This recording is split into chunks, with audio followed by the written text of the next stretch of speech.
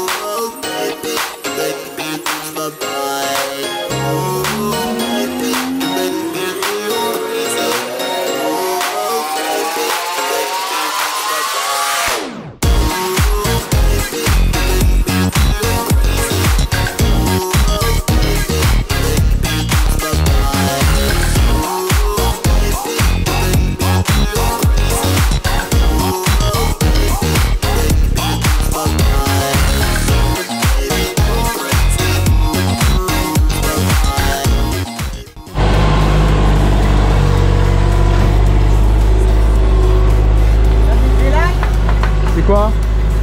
Si tu veux descendre dedans. Bruno il m'a dit avec les fours tu pouvais la descendre. C'est bon? Bon bah écoute, on a un petit peu court là du coup, tu vois sa pelle elle est en bout de flèche, on n'arrive pas à creuser plus bas. Ce qu'on va essayer de faire, on va essayer de descendre la pelle dans le trou là carrément avec le Manitou. Donc on va voir ce que ça donne. Allez c'est parti.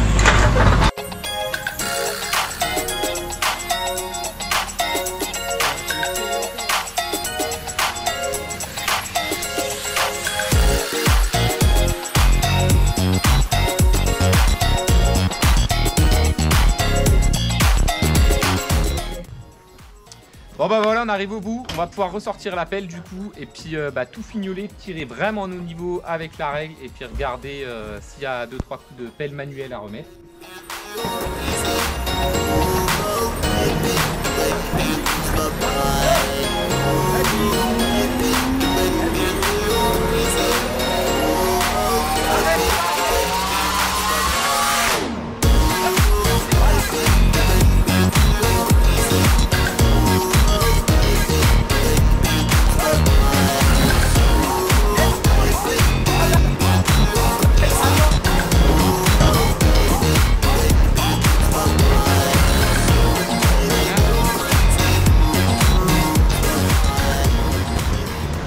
Bon ça y est, la suite, mon trou est fait, tu vois, j'ai mis un lit de sable au fond pour plus marcher dans la bouillasse. Ce qu'il faut faire maintenant, il faut mettre du coup un lit de 10 cm pour stabiliser tout ça. Je vais damer ça avec une plaque vibrante et puis je te montrerai, il faut faire une espèce de petite marche parce que j'ai 2 cuves et puis j'ai la pompe qui est en profondeur là-bas. Donc bah tu vois, ça s'est un peu cassé la gueule là, il y a plus ce week-end. C'était rempli d'eau ce matin, là j'ai foutu ma pompe en place là-bas. Donc j'ai une première cuve qui vient ici, qui est 10 cm plus haut que celle qui sera là. Et puis j'ai ensuite la pompe d'enlevage qui est là, il faut qu'elle soit 30 cm plus bas et puis elle remonte derrière au fond. Donc tu vas voir ça.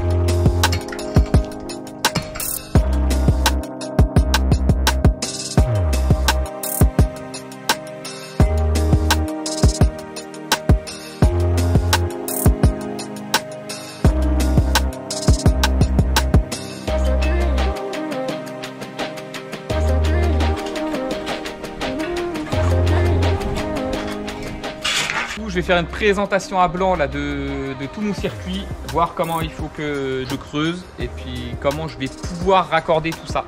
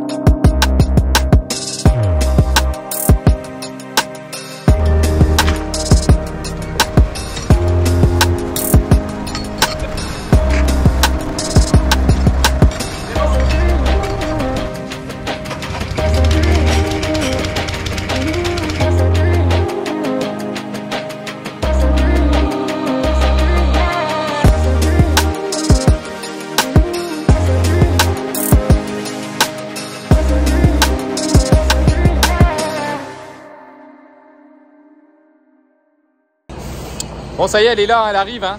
Bon, elle est bien balèze. J'espère que ça passe parce que je vois qu'elle est quand même super large. Normalement, mon trou il est bon.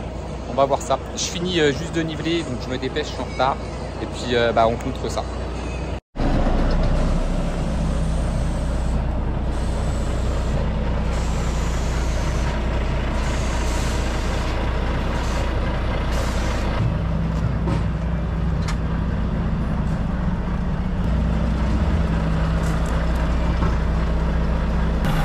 Le film, ça te dérange pas?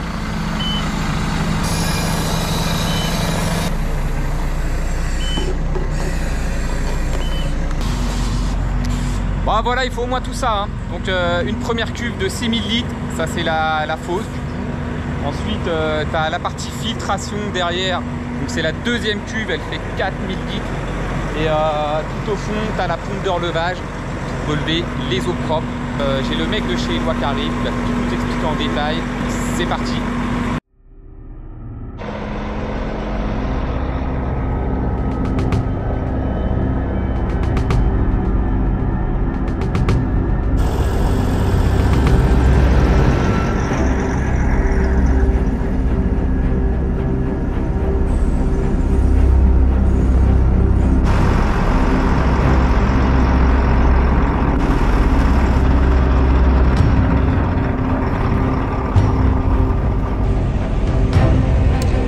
Bon bah du coup des doigts on la met. Hein. Ah ça va, le chef il gère là.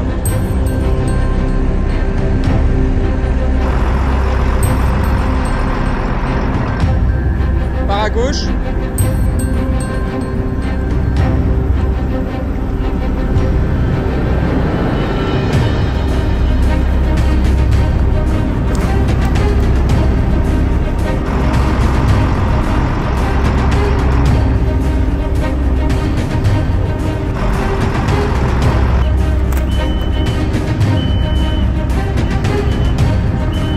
Pas mal ça.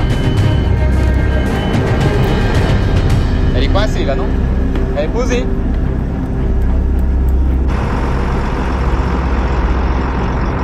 C'est vrai qu'il a fallu plus la mettre là. Ouais.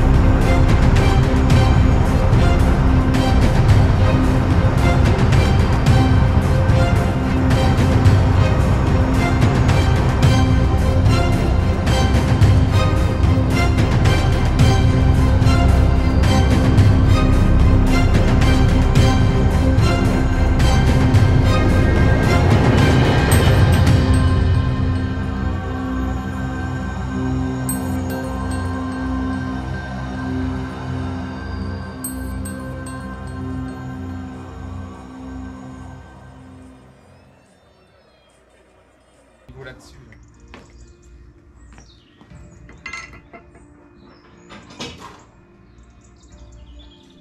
Le monsieur d'Éloie est arrivé, donc c'est Franck. Bonjour Franck, et puis merci du coup de nous présenter ton produit. Donc il va nous expliquer un petit peu ce que c'est cette fosse du coup, parce que bon c'est pas particulier, mais pour des particuliers ça reste déjà une grosse fosse je pense. Donc qu'est-ce que c'est? Dis-nous, explique-nous un petit peu. Alors là on est celle-là. sur un modèle 10EH, donc en 2 cuves, une cuve qui sert de décanteur Rapproche-toi parce qu'il parle d'environ 6500 litres et la deuxième cuve qui sert de filtre dans lequel vont se développer les bactéries qui vont épurer les fluents. Voilà. Ok.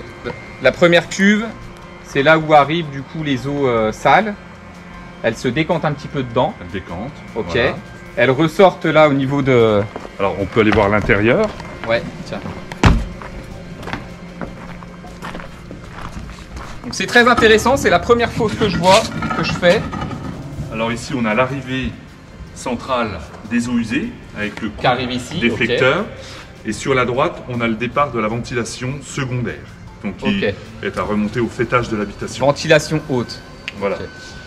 Si toutefois on avait un problème de croisement de canalisation, étant donné que la ventilation ne doit jamais présenter un point bas, Ok. pas de siphon pour éviter un blocage D'eau, du passage par de l'air, rapport à voilà, par la les condensation, condensats ouais. qui se rassembleraient dans ce Donc point bas. faut que l'évent ait une pente aussi du coup en Voilà, direction de la très fosse. légère pente, on peut même quasiment être à plat, puisque le but c'est d'évacuer les condensats Ok. uniquement. Ok. Donc pour éviter un croisement éventuel, on a la possibilité d'inverser ventilation et entrée d'eau usée. Ok. Voilà. Donc nous on a regardé, tu vois ce que je disais, j'ai quand même plusieurs arrivées, donc je t'avais déjà montré ça. Franck me dit qu'on n'est pas obligé d'aller en 110 jusqu'à mes départs en fait de canalisation. Donc je vais réduire directement d'ici et puis je partirai en 100 direct après. Voilà. Donc voilà pour la première partie. Donc là c'est la partie décantation du coup. Alors on peut faire une petite parenthèse sur les cuves en elles-mêmes. Donc cuve béton B125, c'est une classe de résistance. Ok. A15, B125, C250, D400, tous les terrassiers connaissent. Ok. B125, c'est une classe de résistance pour des véhicules jusqu'à 3,5 tonnes, ce qui veut dire qu'on n'est pas obligé de rajouter une dalle de répartition dans les zones circulées, évidemment dans la limite de véhicules 3,5 tonnes. Voilà. Donc ça. c'est un avantage précieux. On sait qu'une dalle de répartition qu'il faut en plus Déborder. faire porter sur le terrain naturel, donc il faudrait décaisser encore Ouais, 50 cm tout autour. Ça représente un gros volume de béton, beaucoup de temps de travail, de séchage, etc. Ça peut être délicat dans certaines situations, quand on a une fosse en plastique en dessous en plus. Il faut vraiment faire ça dans les règles de l'art pour éviter qu'elle ait à supporter le poids du béton avant le séchage. Celle-là elle soutient 3,5 tonnes. Voilà, on peut rouler. Éloire aurait même pu la garantir C250. Elle est aux limites de C250, ce qui veut dire qu'elle est vraiment... Et ces très, 250, très ça représente quoi? C'est jusqu'à 19 tonnes.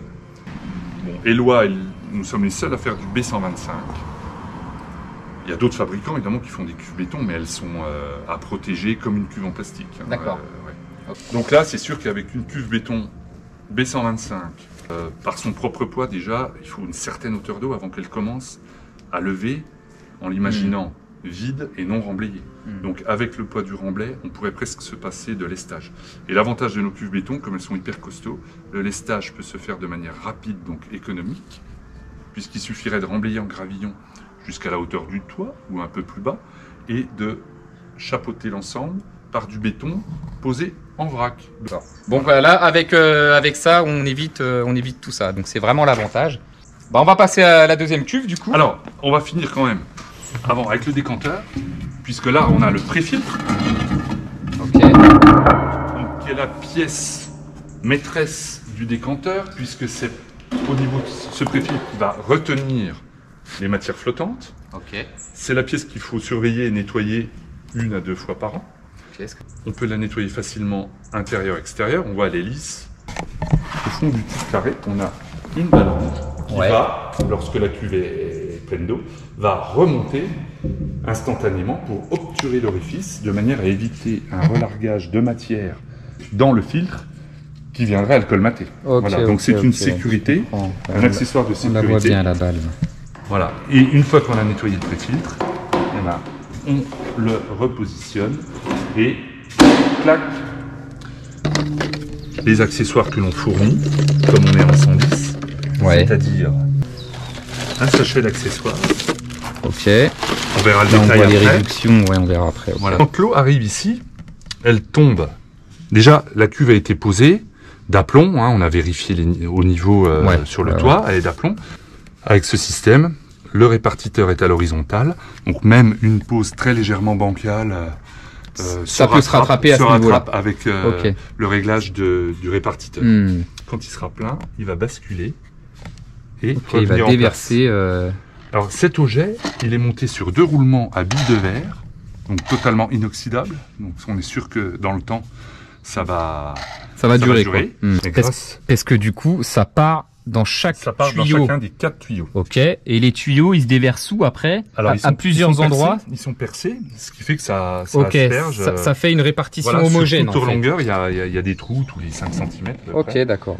Et la répartition est homogène. Ok. Donc maintenant, parle-nous de Là. ta matière là. Alors le xylite, c'est une matière d'origine végétale. C'est des arbres en fait accumulés, enfouis sous les sédiments, qui se sont transformés en charbon. Ok. Mais dans les mines de charbon d'Allemagne notamment, et même partout, il y a des couches où ces arbres n'ont pas évolué en charbon. Donc là, on est sur de la matière qui a plusieurs millions d'années, même plusieurs dizaines, voire centaines de millions d'années. Le carbonifère, c'est 300 millions d'années.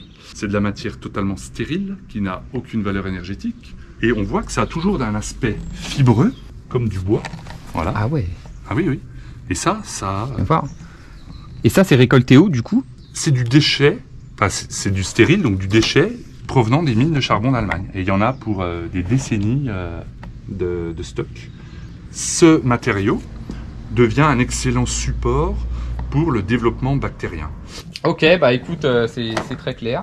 Bah maintenant, on va peut-être voir la partie pompe de relevage. L'eau, tu vois, elle sort tout en bas. Donc là, ça sera vraiment de l'eau claire. C'est vrai que moi, je suis quasiment à 2 mètres. Là. Si on regarde, là, je suis à 190. Donc bah là, c'est l'eau dite claire en fait, hein, qui arrive en bas. Donc elle a été filtrée. Et puis bah, ensuite, on met tout ce qui est le bloc, la relevage, donc pompe de relevage.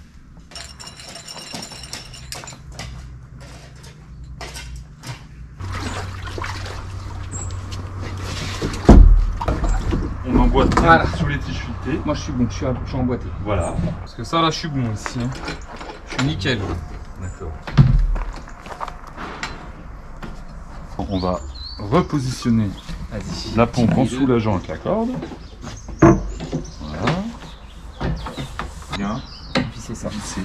Ce qui se passe là, c'est comme tout raccordement de plomberie, quand t'as pas de recul, bah, t'es dans la merde, tu peux pas mettre tes raccords. Sinon, bah faut acheter des manchons à coulissement, qui coûtent un petit peu plus cher. Là, je vais te montrer, en fait, tu peux tout simplement couper tes ergots là-dedans, et puis du coup créer un manchon à glissement. Et par contre, ce que je te conseille, c'est de respecter le sens des écoulements d'eau. Bon là, on s'en fout un peu, c'est enterré. Là, une réduction.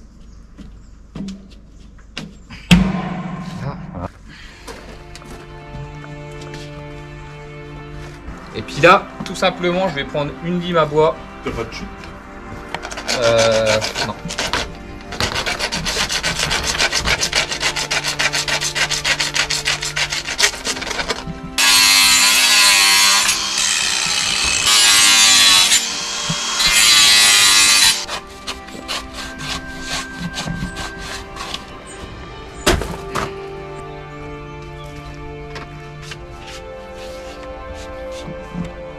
Tu fais d'abord tes parties femelles.